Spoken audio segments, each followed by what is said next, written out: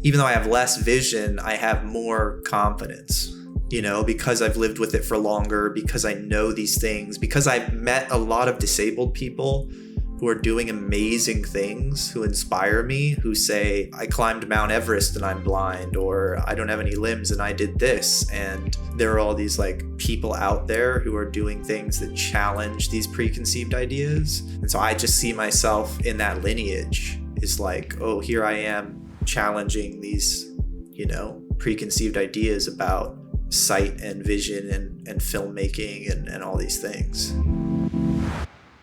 Sheridan, welcome back to the See-Through podcast. Thank you so much for having me, Lance. It's good to see you. I know, it's been a year since I've seen you. It has been a minute. I saw you at a screening of your film, Little Brother, here in New York City. It was part of a film festival. It was a really, really cool experience, and I know we're going to talk about that today. It kind of feels weird to catch up like this, but it's good to. And I always it's always weird when you start an interview because it feels kind of formal.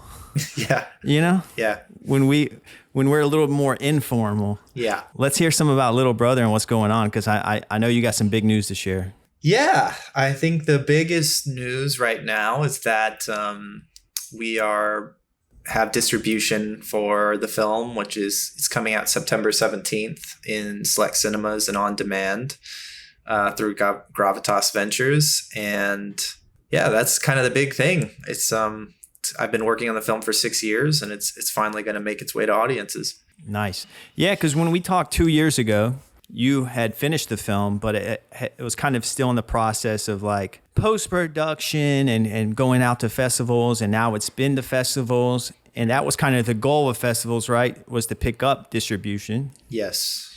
And you succeeded.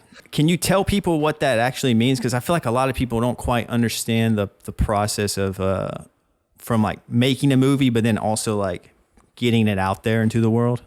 Yeah. I think it's probably one of the more mysterious aspects of making a movie. And I'm certainly learning a lot about it as I go. But, half the battle nowadays is making the movie, and the other half is getting it out there and getting it seen. So we premiered the film at the Atlanta Film Festival last year, and we won the audience award there. And we played a couple other great festivals, one in New York where you saw it, and we won Best Film there. And after that process, we took a series of meetings with different distributors and settled on one. And, I'm kind of learning as I go, honestly. We're going to see what it's like, because I haven't had a movie premiere like this. And we're 2 weeks away right now. Well, maybe when this comes out, it'll be different, but... Yeah. No, that's exciting, because part of it is their select theater release, right? Yes. So that's amazing for people who want to see this after listening to this, or people who have not had a chance to see it at festivals and now finally get another chance. And then what does that mean for streaming platforms? Streaming is still being worked out. It's starting with digital on demand. There'll be a certain amount of time that it'll be available through that and cinemas. And then we're still working out our streaming deal. We're on the hunt for one, and hopefully later it will be released on a streamer. Nice. Yeah. I mean, I think we need to go back a bit, because it's the reason you're on the See-Through podcast, and, because I'm not a filmmaking centric podcast, See-Through is all about, visual impairments, vision loss, and disabilities. You yourself have RP, sir. Which is what I have as well. Yep. And we've connected on that in the past. And I want to bring it up because when I saw your film in New York City, when I saw Little Brother, and you did a Q&A after, it was just very not to toot your horn too much, but it was very empowering for me as well, because I have RP and I have a filmmaking background. I work as a video editor. I've made a few short films. So growing up, when I was in film school, and there was no one with RP making feature-length films that were doing well at festivals, and now you're going to get a theatrical release. So I just think it's really neat, because if me being, in my 30s feeling that way, I could only imagine how that would feel for like, somebody fresh in college who kind of feels like, okay, I can make films in the future, with my visual impairment. Let's talk about that. Like, how has RP played into, the process of Little Brother, or just your journey as a filmmaker to make Little Brother up to now releasing it? Yeah. Remind me, when were you diagnosed? How old were you? I think I was 12 years old, around that age. Okay. Yeah. So you went into film knowing you had RP. Is that correct? Yep, I did. Can I just ask quickly, like, what was the impetus there? Like, just loving it, but feeling like, screw it, I'll figure it out kind of thing? Well, I like to make it sound that way. Like, oh yeah, I did it despite knowing, but at the time it wasn't really affecting me. My visual field was pretty much fully there. Yeah. So I in a sense, I was being a little bit cocky and was just like, I'll be okay. I'm just going to study film because I want to study film. I didn't like factor it in. Yeah. Yeah. But I've just adapted as I've gone on towards my career, because like after school, I was working on set as like a PA. I even did like some grip and electric stuff. But then I just realized that industry route, like being on set like that, wasn't for me. So then I started working in like small ad agencies where I was like a videographer and editor. Mm-hmm. And then that kind of kept me going for like a decade, various jobs and doing kind of videography editing. Mm-hmm. And then my vision, my field of vision got to a point where I was like, you know what? It'd be nice if I didn't have to worry about shooting anything anymore. I'm just going to edit. And now I just edit. And then I do this podcast as well as that. But, this is just kind of like the side project. But that's kind of been my path. So I went in full speed, and then I've just kind of adapted as I went, Gotcha. I just asked, because my journey quite different, like, and everybody's RP journey is different. But I started studying film when I was 19. I went to college for it. I dropped out of chemical engineering and switched into film. That was my cocky era, and I was like, I can make movies. I don't, told my parents to screw off, and because I wanted to do it. And then, for the next 11 years, just made a bunch of stuff, started a production company. I was in New Mexico, where I'm from, shooting shorts, writing shorts, and then wrote a feature called Little Brother. And I moved to LA in 2020 and was diagnosed in the middle of making that feature. And when I got diagnosed, I was diagnosed with 10 degrees of central vision. So they declared me legally blind right when I got my diagnosis and told me to stop driving, and like everything kind of hit all at once. So I'm always interested to hear people and a lot of people I know got diagnosed kind of earlier. For me, it kind of momentarily laid me flat on my back. And I think for a time I questioned whether or not I should continue to be a director. And yeah. I don't think I ever really wanted to walk away from film, but I certainly was like entertaining like being a screenwriter or a playwright or something more permissible for a blind person. Sure. And then really what at the time kept me in it, if I can be totally honest, is I had this script, and this is a film that was inspired by one of my good friends who died by suicide. It's a very personal film for me. I had an awareness that the kind of film that it was, if I didn't make it, nobody would.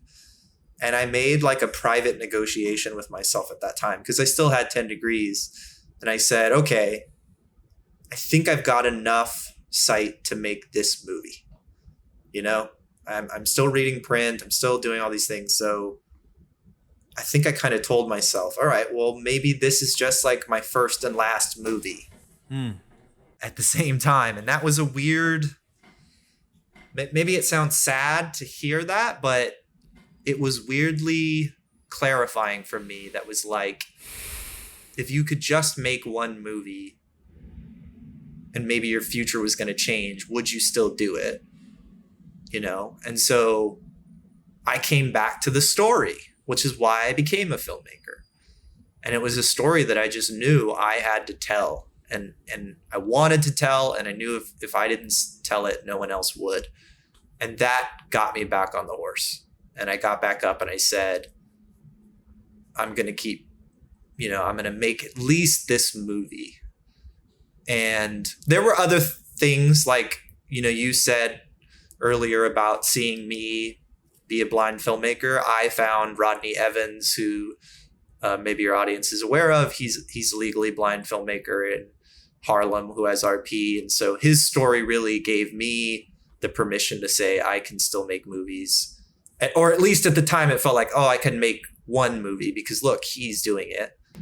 But the process of making the movie, to kind of condense it all, like I got to the end of the shoot and I was on the last day of shooting with J.K. Simmons, and I was in New Jersey. We were working with the crew out of New York, and it went really well. It just like clicked, and like he was amazing, and I loved working with the crew out there, and it was just like a great day of production, and we wrapped the film entirely. And I remember just thinking like, you're good at this. You're really, really good at this. Like, this is your skill. And I was trying to reconcile those two things in my mind, that I was like, you're really good at this. You love this. You have a talent and a knack for it, but you also have this condition.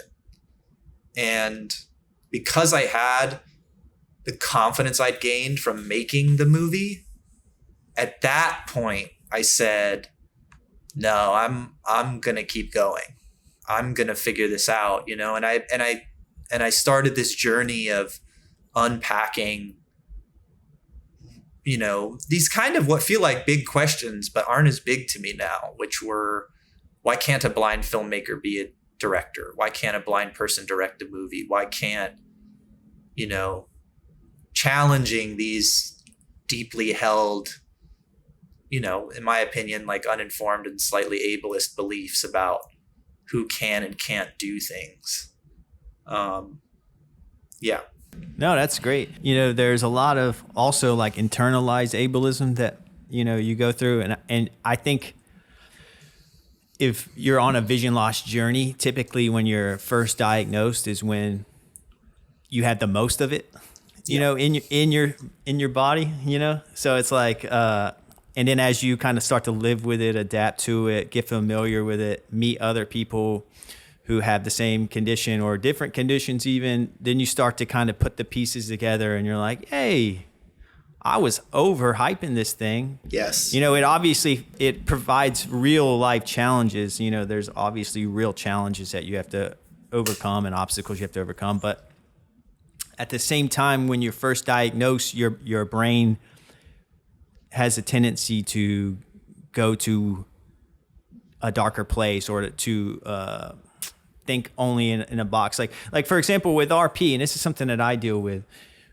it's always, hey, you have this degenerative eye condition that can lead to total blindness. You hear total blindness and you're like, oh, that's going to happen to me. I'm going to be totally blind. Yeah. When in reality, you don't know that that's the case. Like, for example, my mom is in her late 60s and she still has around 5 degrees of vision. So it's like, okay, if that's how I track, then I'll be completely cool with that. But when you're told it's degenerative and can lead to total blindness, you kind of panic. And then part of that panic is also unfamiliarity. Like, even with me doing this podcast, I'll talk to people who are completely blind. And I really enjoy, having conversations with people who are living with total blindness, because that's the worst case scenario of what people think of. Yeah. And even they're having a good life.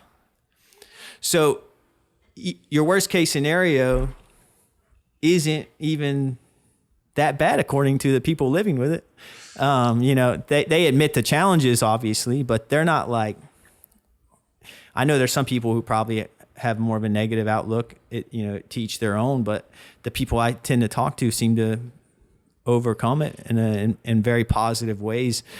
So like, how has your opinion of your vision loss affected you in terms of your confidence going into the next era of your career? Because Little Brothers, you've said you've been working on it 6 years. Yeah.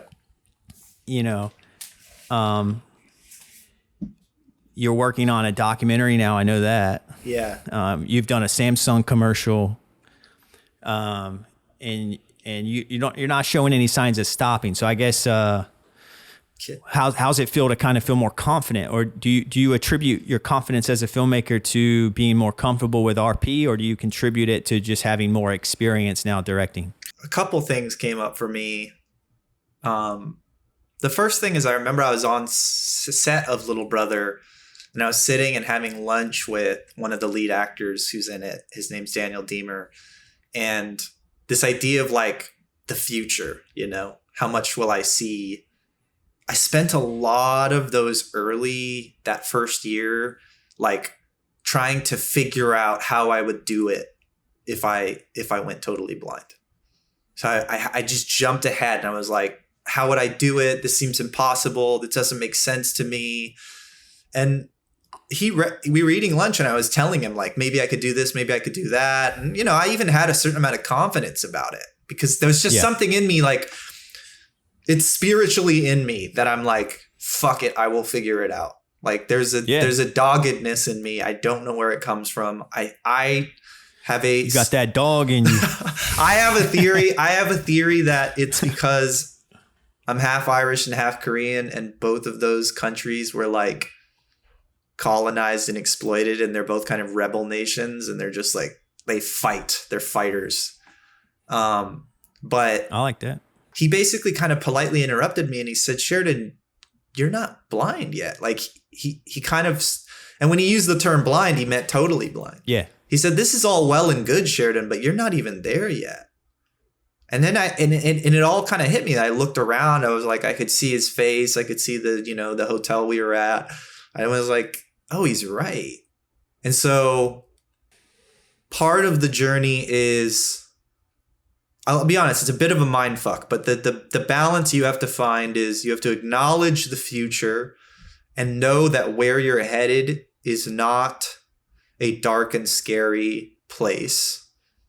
And that comes back to what you said about internalized ableism. We, even as low vision people, say, oh, you know, being totally blind, that must be so scary. That's suffering. You know, it's one thing to be legally blind, but to be totally blind. Whereas like you hear this in the low vision blind community all the time. There are people who have, I heard this on a podcast the other day, somebody who has like barely any light perception. They can maybe make out like windows and doors. And even that, to me, that's scary to be at that level of acuity, because I still have 20/20 vision and stuff. But they were like, oh, but I know people who are totally blind and that's scary. And I was like, oh, you guys seem like you're in the same boat. So you have to acknowledge that the future is not as bad as you think, but you also have to maintain a level of mindfulness and presentness. Yeah. You have to just say, my feet are on the ground. Here's where I am. And I think that weirdly enough, the first year of Little Brother was the hardest period because it was all about the future. It was all about, this makes no sense to me. This is incomprehensible. This is unfathomable. This is terrifying. And it was like, it's almost like if you like watching like Train Spotting, like the heroin withdrawals that he goes through. It's like, that's internalized ableism leaving your body.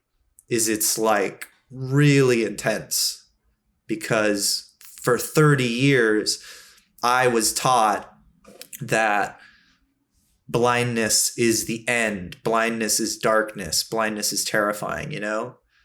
And so, yeah, it's to answer your question, I think nowadays it's, and you might agree with this contradiction, even though my vision has changed, not much, but some, even though I have less vision, I have more confidence, because I've lived with it for longer, because I know these things, because I've met a lot of disabled people who are doing amazing things, who inspire me, who say, I climbed Mount Everest and I'm blind, or I don't have any limbs and I did this. And there are all these like people out there who are doing things that challenge these preconceived ideas. And so I just see myself in that lineage, is like, oh, here I am challenging these, preconceived ideas about sight and vision and filmmaking and all these things. No, that's awesome. Yeah. And I believe that too. And I think the more your career progresses, just from an outsider and getting to know you a little bit, I don't see that slowing down at all. I don't see you at any point being like, I can't do it anymore. I've lost too much vision. Well, there are stages of grief. There are periods where something changes and you have to adapt to that change. I'm just coming out of one. I came back. I was shooting in London not shooting, but I was editing in London for 6 weeks, and I got back and I'd been so preoccupied with it that my vision changed. I didn't notice. It all kind of hit me at once, and it was a bit overwhelming. But it has something to do with that idea of like, where am I headed? There's a great little New York Times piece that my friend Will Butler, I don't know if you know Will Butler, wrote. He's blind, and I'm paraphrasing here, but he basically like challenges the word going blind. And he says that going blind is like similar to saying going crazy. It's like, it sounds negative. Yeah. So he's like, I'm not going blind. I'm not going to this place of, despair. I'm arriving at blindness, And so I think about that as like, am I being pulled away from everything I love, or am I just transforming, and how I interact with the world and how I interact with how I create art is just transforming, If I can see it in that way, which isn't always easy, then, I'm fine. Yeah. No, that's great to share. In the grief of all that, I feel like is needed. It's just a necessary part of it. Absolutely. It's nice to get out of it and to kind of feel like, oh, I can breathe a little bit. I feel better about things. And then with a degenerative eye condition, you'll have to have those moments where you realize, oh, something changed. But I feel like the skills we pick up along the way hopefully will shorten those grief periods, and we'll have more tools at our disposal to kind of help us get through those phases, Yeah. And now with little brother, complete, being diagnosed in the middle of that production and having to, when you're creating a film, it really needs your full focus. And yet here you are, you have probably a lot on your mind. You probably dove into your work to probably take your mind off of the retinitis pigmentosa. But then you probably find yourself during off times where it pops back in, and then, and then you have to manage that kind of worry about your diagnosis while trying to manage your first feature film. It's probably an incredibly stressful time. And not only did you get through it, but you made something great. I've seen Little Brother. I think it's a great film. I'm not surprised at all that it's getting distribution. So it's like you made a really great feature film, and I think that's why I said I felt empowered by seeing Little Brothers, because not only did you make a film, but you made like a great film. Yeah. And thank you. So now that that's behind you, you have to be like, all right, well, I got through that incredibly stressful time of being diagnosed and making my first feature film, and I still put out a good product. And that has to mean something. It means a lot. It's like tangible evidence, But I will say, like, well, the first thing I'll say is I threw every ounce of energy and sort of every ounce of myself into the making of the film. Because I knew, and I guess it had to do with disability, but really it had to do with just me being a first-time filmmaker and making my debut feature, that I was like, this is it. This is my one shot. And what I think about debut features is like, oftentimes it can be a period where the director has the most control and say, and is an environment where they can just really do their thing. And so I said, okay, if this is next film past this, I may not have as much control. I may have to make certain compromises in the name of, whatever. So I was like, I'm going to, just throw myself into it. And so I really, that was important to me, that I would have a calling card, that as a disabled filmmaker, if I was going to run into people who would go, oh, he has a vision condition, that I knew that little brother could be evidence of my skill. But the reason I said the whole thing about it's not related to disability is I've always worked that way. Before I was diagnosed, I was the same way.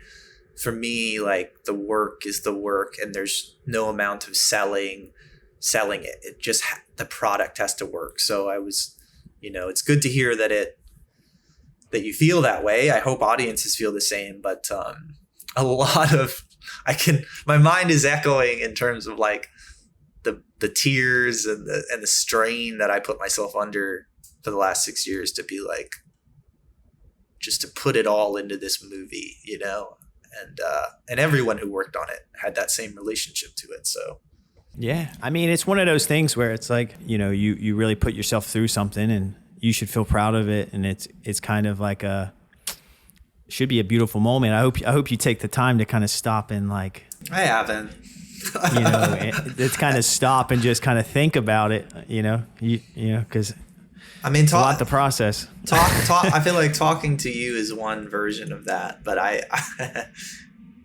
very prone to thinking about, I don't know, moving on and thinking about what's next. But the other thing I was going to say about the making of the movie too was that I was open about my disability with everyone.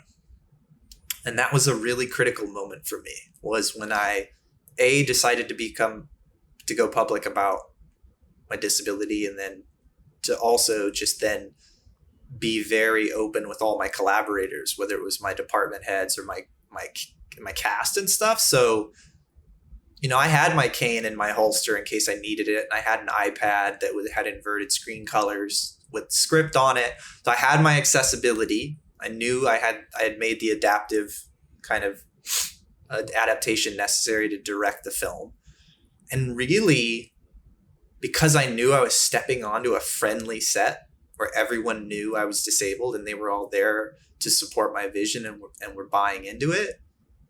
Once we got to that part of it, it was just a joy. It was really not that stressful about my vision, and I think that that's something about disability I think about a lot as well, is how much of it has to do with our fear of our ability to do it, and how much of it has to do with our fear of what people perceive about us, or what it would be like to be open with our employers or our collaborators, or,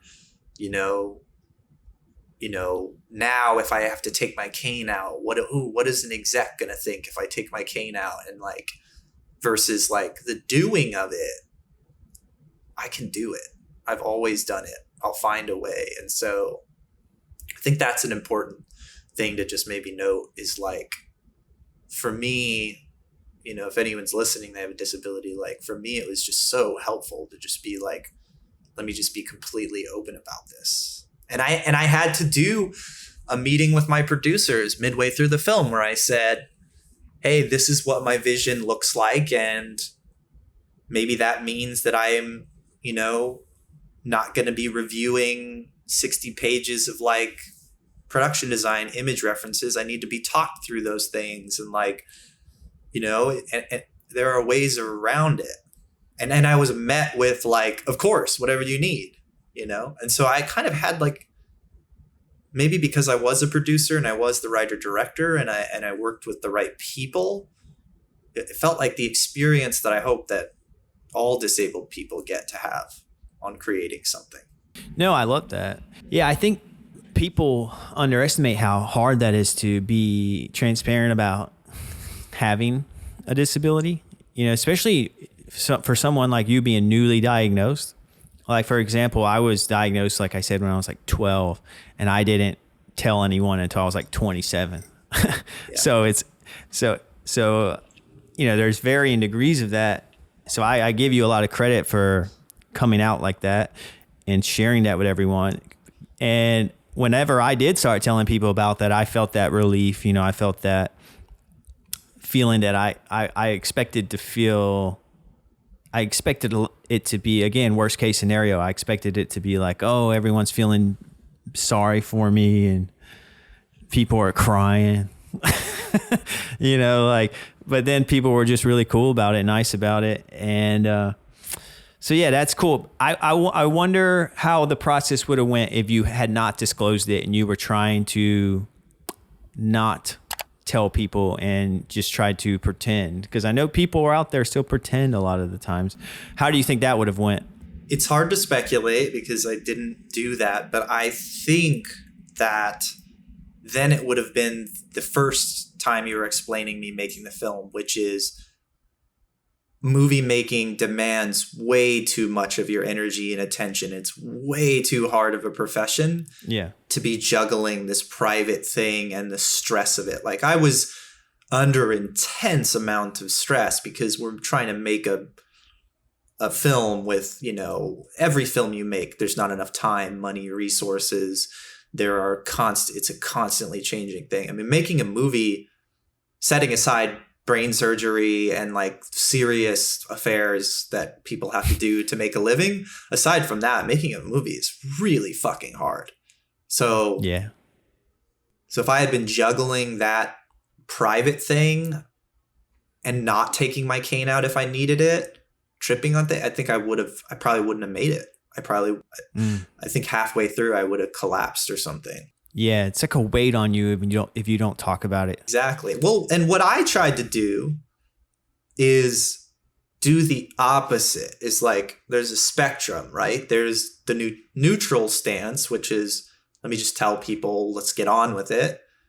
There's not sharing it. And then the flip side is, what I tried to do was like, okay, this is energy. The way I see like emotion and relating to my disability is this is energy. I'm feeling a lot. It's got me very emotional. It's got me very, introspective or whatever. What if I put that energy towards the betterment of the film?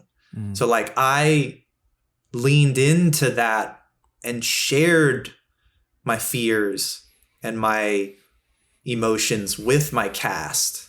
And I used it as a way to develop trust, because that's, at the end of the day, if we all take off our kind of like roles on the film, we're just people. So my favorite kind of movie making, like people bring themselves into the making of the movie. You're not just my costume designer. You're a person with thoughts and feelings and experiences and past relationships. And so I kind of was like, okay, what if this could be a benefit to the film? What if it could make the film better? And that was my theory going into it. And I think that it did. I think there are moments I had with those people making that movie that would not have happened, if I weren't disabled, that made the film a richer, deeper thing. It connected us all. Yeah, I mean, everyone has a role on a film production. You watch the credits, there's so many, names listed. And those can technically just be a technical professions, like, camera assistant, gaffer, sound designer. Yeah. But, I love your take on making everyone kind of bringing themselves to the table. And especially if you as a filmmaker, as the director, if you're being vulnerable, like I'm sure your actors are so talented that they probably could just hype themselves up enough to do what they need to do, show up on set, remember their lines and kind of, do a great job. Yeah. But I think when the director like yourself is also invested into the story, you're vulnerable. You shared vulnerability. Now they feel like they acting's a very vulnerable, I feel like, position to be in. Yeah. Now they probably feel more comfortable to try things and to, have this kind of they probably feel more open to having like a more back and forth relationship with you. Cause I know sometimes with directing, it's like there is kind of a push and pull in terms of dealing with actors. Do you think it helped your actors? Like, is that what you're trying to say? Like, you think your vulnerability helped your crew kind of be more vulnerable with you? Making a movie with someone this isn't the perfect metaphor, but it's a little like getting married to someone you've only known for a week. And Okay. you have to build intimacy fast. I've met this person. I've spoken to them on the phone a couple times, but like now we have to go and do this thing together that requires a lot of us emotionally. And I don't know you and you don't know me. And so there are many different ways that I was vulnerable. It wasn't just about my disability. I would share about my experiences with mental health, the inspiration for the film, and how my friend passed away and brought that to it too. But disability was a part of it. And I think that opened up a different door that I wasn't used to. And it's just, and it felt like it changed the dynamic of the film. I have a friend who's a blind journalist, and he said something similar to me before I made the movie, that because I was scared, about working with people and being blind. And he's like, I think being blind makes me a better journalist, because I sit down and I say, hi, nice to meet you. And we have a short conversation about my disability. And instantly this person is a little bit at ease, because I've said something about myself and they feel maybe ready to say something about themselves. And I think about that if I were to direct a movie and be totally blind. Yeah. Like, okay, it's all directing actors. It has very little to do, if not anything to do with your sight. It's all about chemistry and intuition and intimacy and stuff, So I'm going off on a bit of a tangent, but yeah, that it absolutely, I think it changed things. Yeah. I mean, even from a podcasting perspective, like I've noticed this over time, like the more, I put myself out there to my guests, the more I get out of them. Yeah. So, I can totally see how that would work in terms of, directing a film. Yeah. Did anyone, did you feel like, how long did it take you to feel comfortable using the cane on set? Like, because as a new cane user, it's not easy. It's like a whole new part of it. So it's like you have to tell people, yeah, you have a visual impairment, and then you have to break out the cane. That's also like a whole nother layer added to it. How was that process?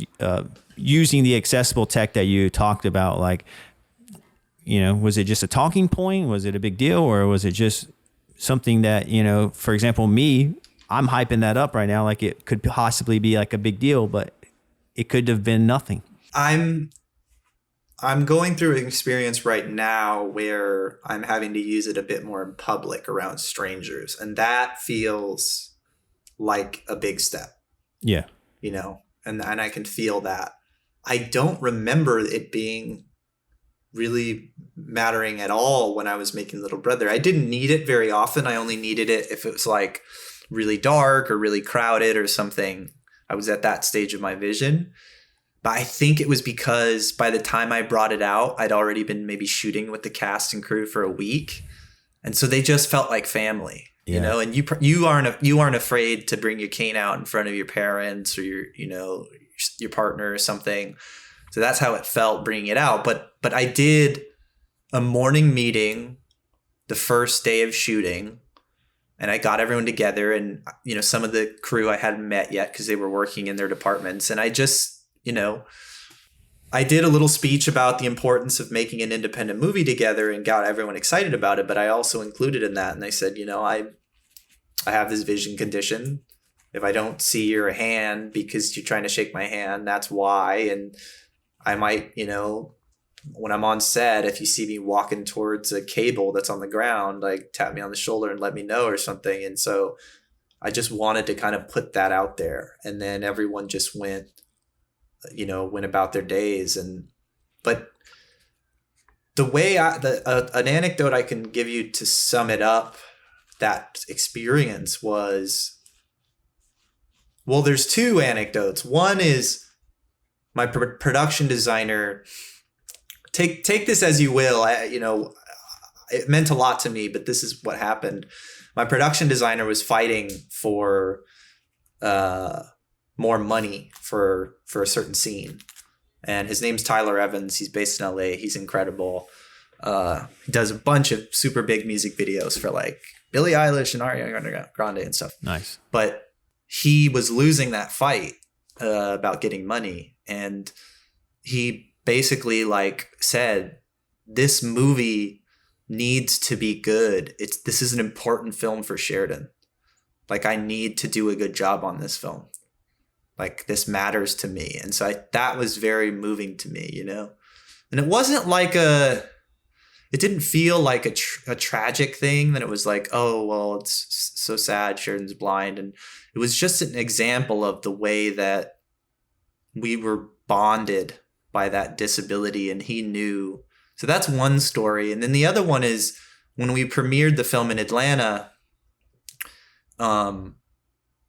I don't talk a lot about my disability when I talk about the movie usually, because I want the emphasis to be on the story. I don't want the headline of the thing to be blind filmmaker makes movie, you know, filmmaker with disability. Like, I'm happy to be open about it, but I also I feel like in our times, you know what I mean? Like, disability can overshadow other stuff. So I didn't talk about it when we premiered the film in Atlanta. But then I think after the screening, it had gotten out somehow that I was low vision legally blind. And so these film students ran over to my cinematographer, Connor Murphy, and they were like pestering him with these questions like, what is it like to work with a blind director? How did Sheridan make the movie? You know, that was their narrative. And it was kind of exactly what I thought. But Connor, he told me this later. I wasn't there. He said, you know, Sheridan's blindness is the least interesting thing about him. And I really liked that, you know, because it's disability is a culture and you and I can talk about it. But I think the reason why we need to talk about it is because we want to get to a point where it can be incidental, you know, and it's true, you know, like, me as a storyteller, me as a human being, I have so much I want to say, so much I want to do, so much I've lived through that's just completely outside of and has nothing to do with my disability. And I think that it's easy when you meet a disabled person because they have a cane out or because they're in a wheelchair to think that that is the most important part of them. And for some people it might be, but for others it might not be. Yeah, it makes for like whether it's for a clickbaity type of thing, but it's like proper clickbait. It's like blind filmmaker makes his first feature film, you know. That sounds to the press like sounds more interesting than filmmaker makes his first feature film, you know. Yeah, or try to encapsulate the making of this film and why it makes it. But I love to talk about it as well, though, because of what we talked about in the very beginning, which is I've met so many blind people, parents of blind children, who want to make movies, who love movies. Like, blind people don't sit in like their closet and just listen to audiobooks all day and then read books by Braille. They're watching TV. They're watching movies all the time, because guess what? That's what we all do. We all just sit on our asses and watch Netflix. So that's what they're doing too. Yeah. And so if you're going to do that, then of course there are going to be a lot of people who are interested in that. You being one of them. You know, you were interested in filmmaking. So we talk about it because we are trying to encourage each other and the next generation. And we need to break this stigma that we're not interested in visual media, or that we're not visual people. Yeah, no, I think that's beautifully said. And I was going to ask you about, you know, your next ventures. Is like your personal project, right? Little Brother. It was very much yours. So you had a big hand in like who you hired to be on set. Do you think that the industry itself would be as accommodating and as accessible as a crew that you would personally hand select? Because I know that plays a big part into it. You know, let's say like you were hired, because I know you were hired to direct a commercial. Yeah. You know, what's the difference between being like hired on a production or being a director of production in terms of accessibility? Because I would imagine that the one that's not your production is going to be way more inaccessible. Yeah. It's kind of a twofold answer. The question about if I'm hired as a crew member or if I'm hired in a capacity that isn't the producer or the director, like I would say at this point, unfortunately, it's harder. It's harder for people to have their access needs met, and the industry is slow to evolving its mindset around disability. That is changing. And I think we're clearly trending the right way. As more projects like CODA and everything that's come after CODA continue to come out, more and more people are thinking about disability. I mean, organizations in Hollywood that I'm working with, like the Inevitable Foundation, 1 in 4 Coalition, Disability Belongs, like they are connecting us. I'm a fellow. I've worked with these organizations as a fellow and mentee and stuff. They're literally one-to-one, like connecting us to non-disabled showrunners, producers, directors, execs. So like on a one-to-one level, Hollywood is starting to go, oh shit, disability is a real thing. I need to be thinking about this. Do I have any disabled people on my crew? Do I have any disabled people in my writer's room? So that's encouraging. But I don't know. It's going to take time. But at the same time, I think that culturally we have reached a place, I think, there's a certain maybe sect of America that probably wouldn't agree with this, but for the most part, we are embracing this term inclusion. And I think that we're reaching a place where we know that everyone should be allowed to participate and everyone should have their human dignity respected. And so even if that person doesn't have a one-to-one relationship with disability, they don't know someone who's disabled, I want to maintain an optimistic outlook that person is willing to change and willing to try, you know. And it's evidenced in what you said about, well, I shared it with my friends and I told them finally when I was 27, and people didn't just, let's not talk to Lance anymore, you know. Like I think, and maybe this is naive, but like I think in our heart of heart, in their heart of hearts, most people want to treat you with respect and do the right thing, you know? And so if you can be open about it and share about it and you have a positive relationship about it, that's such a key thing that I've heard time and time again. And now I tell every disabled person I know, how you feel about your disability is how others will feel about it. Mm-hmm. And it was true when I was trying to date girls and I had a very low self-opinion of myself, you know, a low self-opinion. And they saw me in the same way. And then the second I started to believe in myself, suddenly I met someone who believed in me. It's the same for disability. And so if we can cultivate this pride, like having conversations with each other and our community, then we can project that pride to other people, and they're gonna see us in the way hopefully we want to be seen. Yeah, I love that. Yeah, it's all about bridging the gap, and I talk about that. You know, it's hard to sometimes when you're, you know, because it feels like such a niche topic. Like for example, the See Through podcast feels very niche, and you know, I want to reach just a broad audience because I want everyone to kind of learn and hear these conversations. But you know, it's more about just kind of whether it's happening slowly or fast.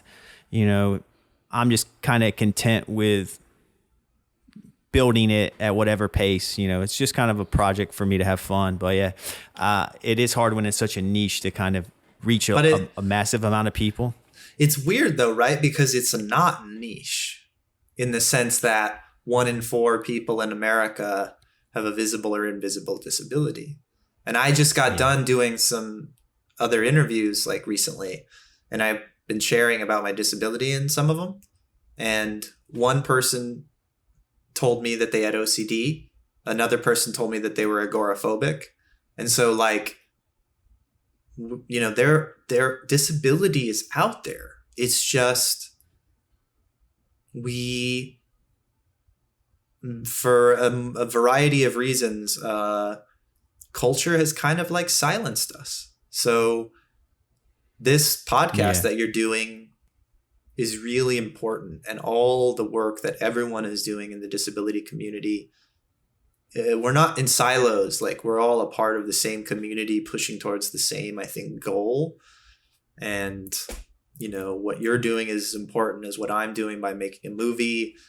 And it's all going to lead to change. Like, we just have to continue to push. Yeah, I think, I mean, that's why I talk to anyone with a disability versus just strictly people with, you know, visual impairments. Because, you know, they're in this kind of content space, podcasting space, you know, you can just really, there can be clicks, you know, it's like, well, there's, you know, RP only people. They only want to connect with RP people. You know, or cerebral palsy, you know, you name a disability, there can be clicks within it.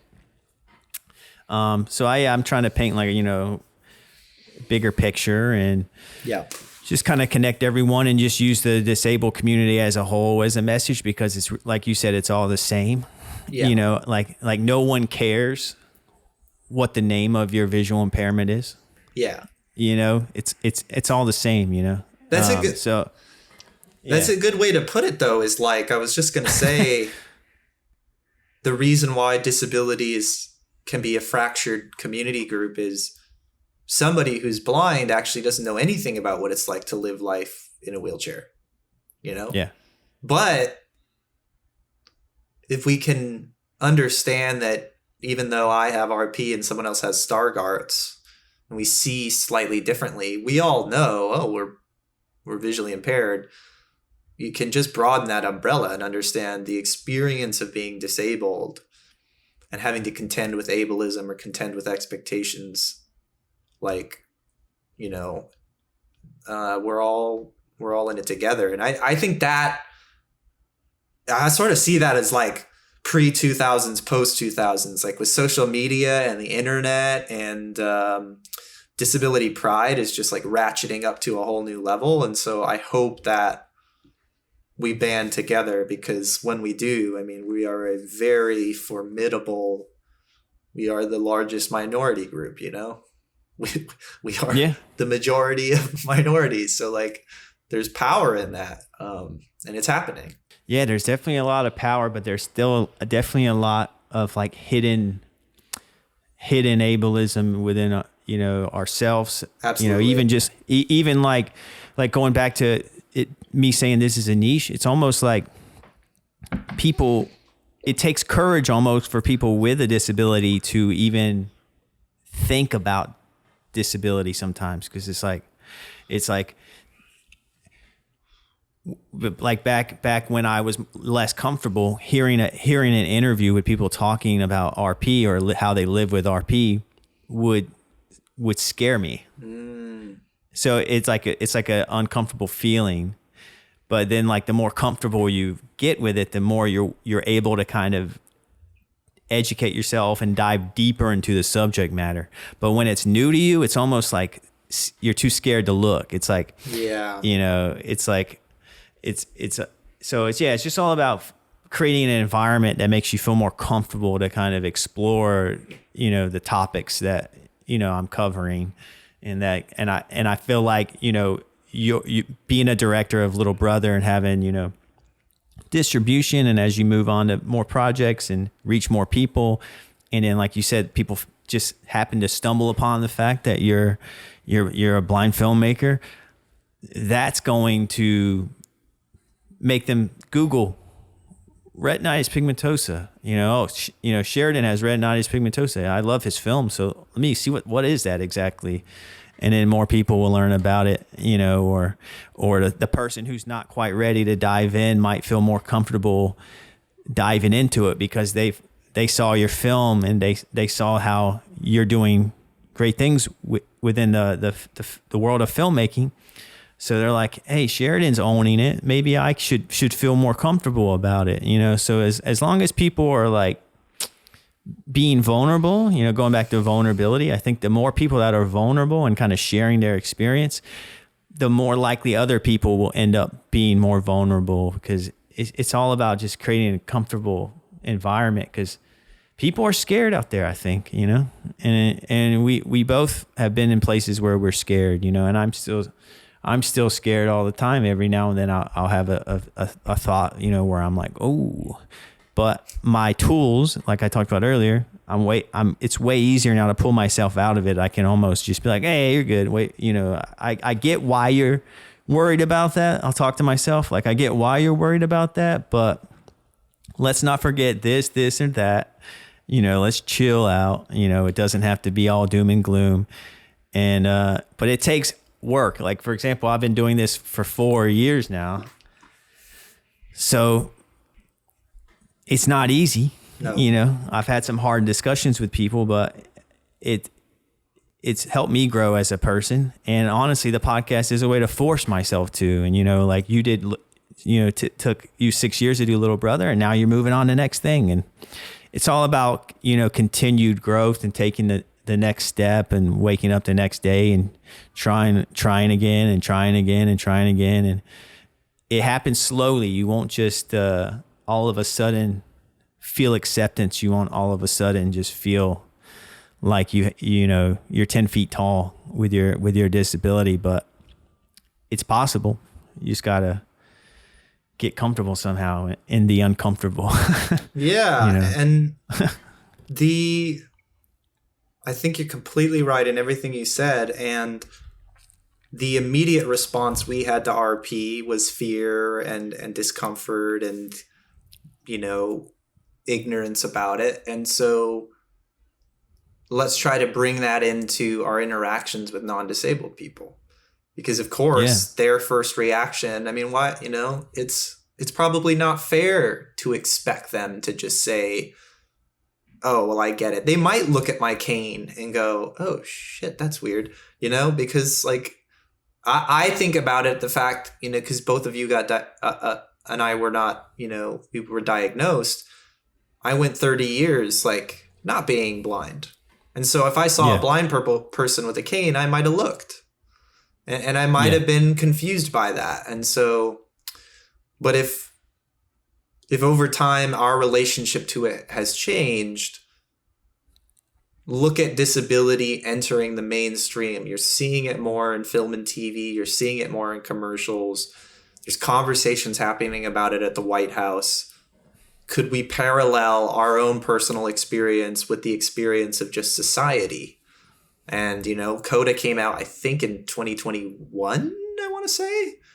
And so it's like, you know, time is going to change these things. People are going to get more and more comfortable about it. And hopefully, you know, I'm writing a film about blindness right now. Like, hopefully I have the opportunity to tell a story that brings an audience into the space of disability and kind of in a way like accelerates that journey for them, where they can sit and watch something and have that response, and then sit in it for 2 hours, and by the end of it walk out and go, oh shit, I was wrong about blindness.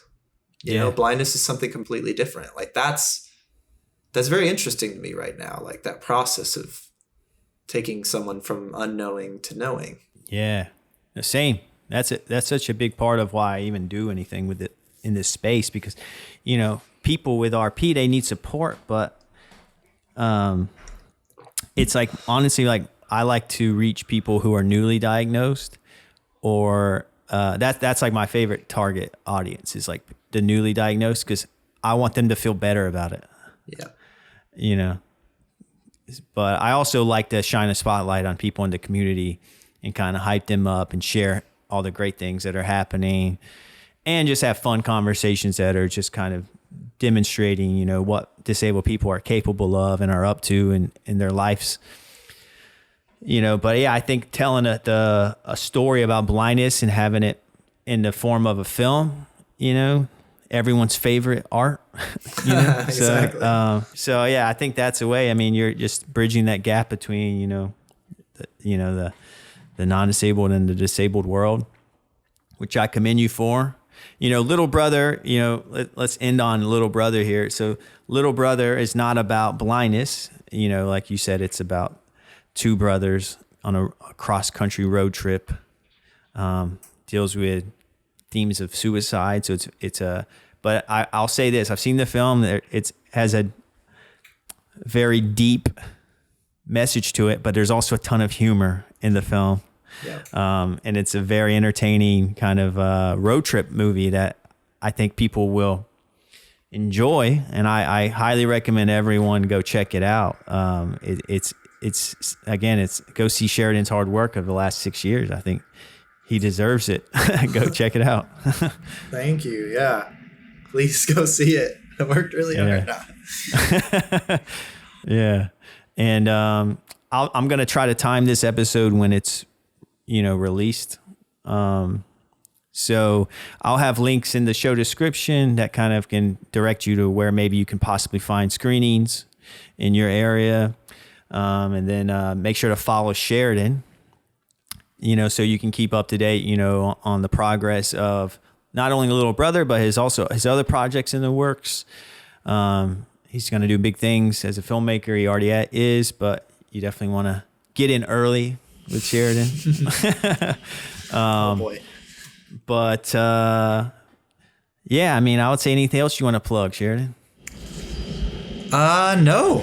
I just want to say, yeah, it was just so great to see you and talk to you again, man. And yeah, we talked 2 years ago, and it's wild to just know that our journeys has just still been going on. I'm just grateful to know you, and yeah, I hope everyone can watch the film and write me a message on Instagram. Tell me what you think about it.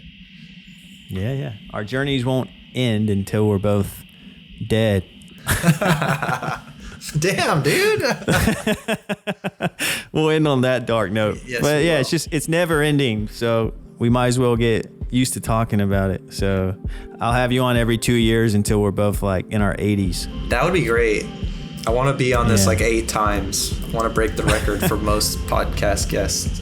But I think that wraps up this conversation, man. Thanks for your time. I'm excited about Little Brother and where it's going and what you got going on. So yeah, again, everyone go check it out. Thank you, Lance.